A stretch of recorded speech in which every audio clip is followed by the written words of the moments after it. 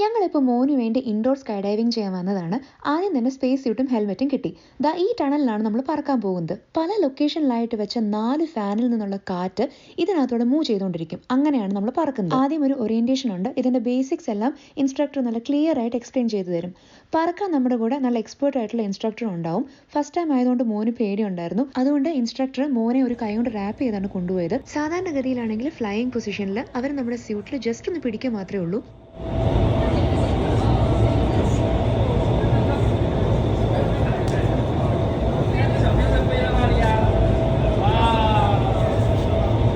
നമുക്കിതിൻ്റെ മാക്സിമം ഹൈറ്റിൽ പറക്കാൻ പറ്റും. പക്ഷേ മോൻ ആദ്യം തന്നെ ഇദ്ദേഹത്തോട് ഒരുപാട് ഹൈറ്റിലേക്ക് കൊണ്ടുപോയില്ലെന്ന് പറഞ്ഞിട്ടുണ്ടായിരുന്നു.